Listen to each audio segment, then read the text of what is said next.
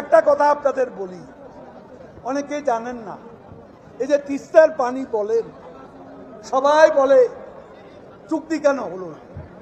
আমি আপনাদেরকে জানাতে চাই, ভারত একটা ফেডারেল দেশ, ফেডারেল রাষ্ট্র।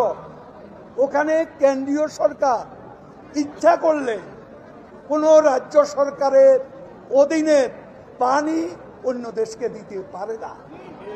এটা ভারতের সংবিধানে লেখা আছে। তাদের সংবিধান বলে কেন্দ্রীয় সরকার যদি ধরেন তিস্তার পানি, এর আগে গঙ্গার পানি দিত, পশ্চিমবঙ্গে জ্যোতি বসু সরকার ছিল, তাদের সম্মতি ছিল বলে আমরা গঙ্গার পানি বুঝে পেয়েছি। এটাও আপনাদের জানা দরকার। তিস্তার পানি মূল সমস্যা হচ্ছে পশ্চিমবঙ্গে মমতা ব্যানার্জি সরকার। আপনারা তো শুনেছেন, যখনই শেখ হাসিনার সাথে আলোচনা হচ্ছিল তখনই করতে উঠেছেন মমতা, কলকাতা থেকে এই পানি আমরা দেব না, কোনো দিনও বাংলাদেশকে এ পানি দেব না, এই ঈর্ষা আমরা দিতে পারি না। কি একটা সমস্যা।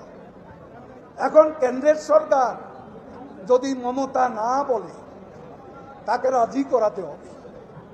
তিনি এতদিন না বলে আসছেন, তাকে হাঁ করাতে হবে। তা না হলে ভারতের সংবিধানে আমরা অ্যালাউ করে না যে আমাদের সাথে ভারত সরকার তাদের রাজ্যকে বাদ দিয়ে চুক্তি করবে, এই সুযোগ নেই। তাহলে বলতে পারেন গঙ্গা কেন হলো? গঙ্গায় পশ্চিমবঙ্গে সরকার প্রধান ছিলেন জ্যোতি বসু। জ্যোতি বসু পশ্চিমবঙ্গে তার সম্মতি ছিল, সে কারণে গঙ্গা নদীর পানি চুক্তি আমরা সহজে করতে পেরেছিলাম।